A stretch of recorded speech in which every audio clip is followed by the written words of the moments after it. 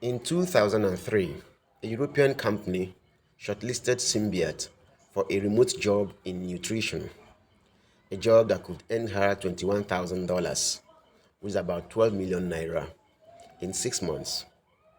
She was very happy and excited at the prospect of getting this kind of job. She prepared herself, polished her resume, did her research, and was confident to excel during the interview. Imagine her prospect of getting this kind of job, a job that could earn her up to 12 million naira in 6 months, in a country where unemployment and underemployment are very high. But unfortunately, on the day of the interview, shortly after the interview commenced, her internet connectivity went off. Everything was done to restore the internet, but all efforts were in vain. And that was how this great opportunity slipped through her fingers. She was disappointed and angry. This kind of situation is what we encounter as we engage in online studies.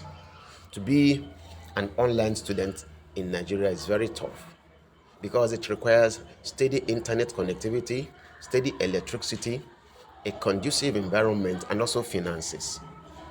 And most of these things are not actually available in the country. If you live in Nigeria, you are familiar with these situations. But if you live in developed countries, today you will learn the hurdles that we have to pass through as online learners in Nigeria. And you also learn to be grateful to God for the benefits you enjoy. Having been an online learner at BYU Idaho since 2019, I have a first-hand experience of this kind of challenges. Today, I'm going to talk about 4 ways in which these things occur and how they impact on the outcome of learning online. I'm going to talk about the poor internet connectivity in Nigeria, the poor electric power supply in Nigeria. I will talk about the poor economic situation in Nigeria and also the online education policy in Nigeria. First, let me start with the poor internet connectivity in Nigeria. Internet connectivity is the bedrock of every activity done online, especially when it comes to online learning. But Nigeria has a long history of poor internet connectivity. In an article titled Dogged by Slow Internet Connectivity, Nigerians and Their Businesses Count Losses, Premium Times reports that those who live in remote areas in Nigeria do not have access to the internet. And even those who live in township areas experience slow network and frequent network outages. This kind of situation impacts so much on online learning because when your internet connectivity is out, you cannot access your coursework, and when you do, you may be late in submission of your coursework, and this will impact on your scores at the end of the day. Also, when your internet connectivity is out, you may not be able to attend some group or project classes, some Zoom calls, because when you don't have internet, these things are done online and you'll be absent from such, learning, and it will also impact on your scores at the end of the day. Secondly, is the poor power supply in Nigeria. Nigeria also has this problem of poor electric power supply. It impacts virtually on every sector of the economy of Nigeria. In an article titled Ikpaja Community Residents Besiege Ikeja Electric Over Poor Power Supply, the All Africa Global Media reports that in parts of Lagos and Abuja, which are big cities in Nigeria, residents are always clashing with officials of the electric power supply because of frequent power outages, even after bills have been paid. When you do not have light in your apartment, you cannot do your coursework. You cannot power your computer to do your coursework. And what this means is that you just have to buy a generator and fuel it frequently to be able to do your coursework on time.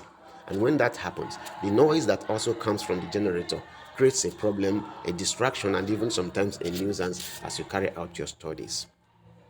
The third thing I want to talk about today is the poor economic situation in the country. Nigeria has been named the poverty capital of the world recently. The average Nigerian lives below poverty level. In an article titled Nigeria's Economic Outlook Uncertain and Welfare is Worsening by World Bank, this article states that Nigeria do not have a stable economic situation, and this impacts so much on the citizens of the country because studying online requires money.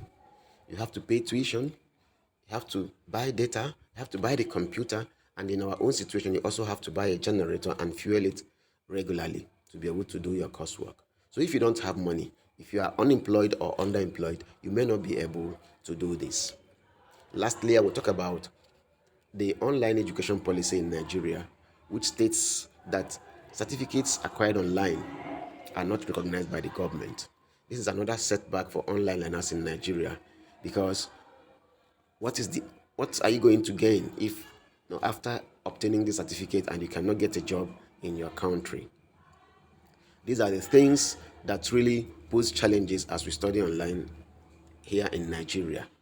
I hope that by discussing these four things today, you realize how challenging it is for us to study online from Nigeria. From the poor internet connectivity, poor electric power supply, poor economic situation, and this policy of the government that certificates acquired online are not relevant in Nigeria. But despite all these challenges and situations, I continue to carry on with my studies at BYU, Idaho, because I know that things will get better one day in this country, and that when that time comes, I would have prepared myself enough for the opportunities that will be available by that time. I know that it is challenging. These situations confront me every day. Sometimes I have had to submit my coursework late, but thank God for our tutors who always understand the situation and will always sometimes extend the due date so that we do not lose our marks. I will continue to pursue my degree